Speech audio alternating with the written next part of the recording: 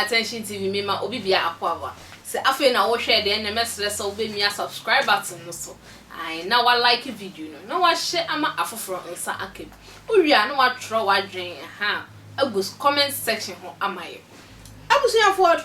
ye ni na nim trending stories bia video bia ekoso efa ye nua be ma funny face ho.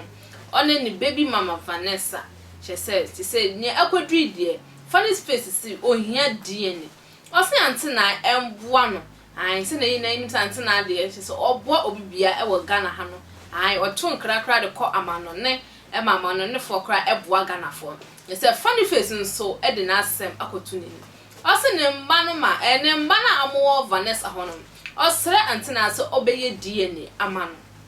esanse Vanessa ego kumase Ante Naa nso ego kumase de ene ne ye de enye den kra na nso video no mu no kra no Ante Naa kra esanso agi ne de kakra ebusuafo mamenka asem kakra bi anse na ya hwe video no emra na funny face ne anti funny face a request for DNA ni say 2 years ago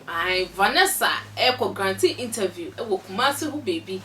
na host ni kra bi sana say na wa worry na osi wa worry na one ya watin kra ejaye na ehwo a osi okọ Kumasi no kra no ehwa na che say break up eba omuntem a eye funny face no yeso one ni ejaye kra mra okodru Kumasi na osi ni nyinsa mu no na wo hia abrante kama bi che say abrante na say ken open na enye ni nyinsa no na ye odo a owo ma no che say okan ni num nsem ni na abusuafo wey na funny face che say wo hu amani yem ebo ni brum osi Vanessa enti che say mba ni na enya memba when in an enya nemba, they say bipolar say ohia DNA test if you Ante Naa ho. Nti Ante Naa was raw. We dey Ghana for in Ante Naa we dey di 2 yenim nine. Say na nim ye nua be ma funny face, cow and chicken. Say na oye ma Ghana hete ye no. Ye pese funny face be san akọ na dede musa. Say na farm boy na we live in wasan live.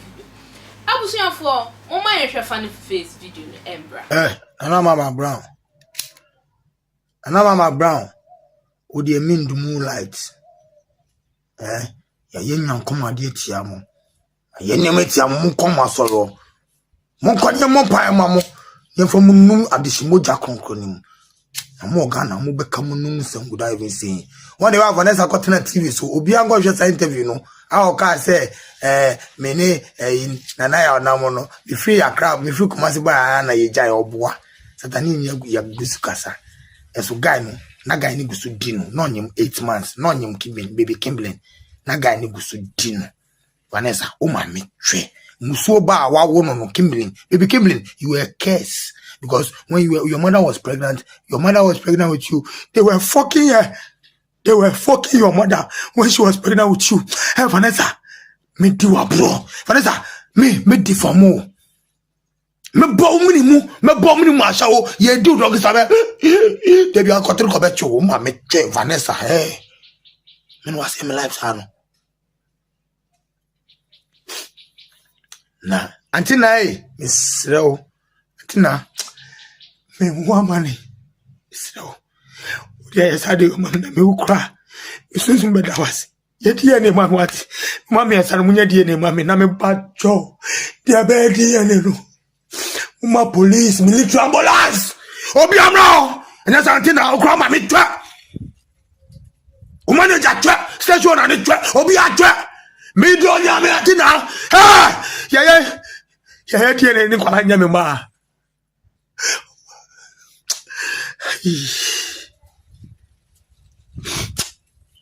mo amu ndri ni besi o bibi esi Vanessa ye die ne kwala nya me ma pe mem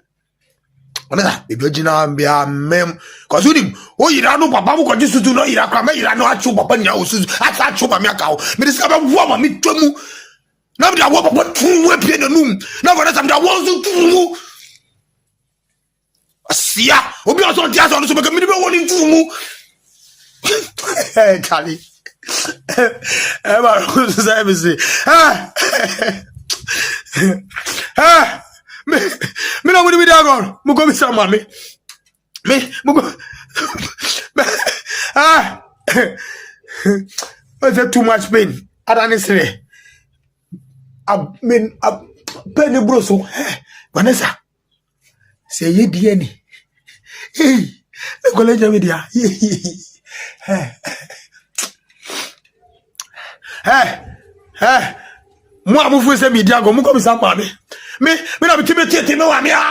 go ba say ma me be 70 years na say am tete now for 70 years me about mundi me maybe my tete man for 70 years cause ya o ma me dey 70 no was having now go 43 the my tete me ma me for 43 years me maso ye dey fucking me nti o won ko for slogan na yekita sase aba ye tija no me ena ko for life no ko for ya sase ko wu no meeting ye sa slogan no asase aba ye tija me abati bisa ma me tete ma me 43 years neti am ko so ma me na me so sa to ma me na so odin sa family mo de am sunshine here yes me duro no na mo am na me ko be bom di abompa ye na mo behu me ma me ono so ye baifuo me ye baifuo ma me ye baifuo me no ma na ye baifuo stali dia me no apeni no ye baifuo mo ni my friend leader aboatin no kumasi no daban ba fe wa ba kra o ye baifuo ye papa ye baifuo mo ni ma me ga che mo ko kra mo krom se hwin ko bisa sefi mi nana ona chichi kemo krom asema me kan sefi debi so sefi wi oso ni masema me kan kemo krom ye mi nana kemo krom mi nana ya abefuo abefuo mo ti ma tete mi ami wu ye de me mu tru mu ni na oh de ya o ada ne sire de sa sire mi wo e ya na da mi am sire mo me mu tru mu me tumu muna mu tumu ke kama me mu tumu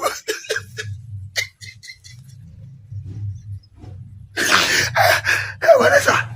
no ma bana nice alo na kwa minjindi if you are mechi amazing so kama ne mechi because na bata na kama so nako ni abana wa bana bomu so my depression so go depressed Vanessa but share mama yam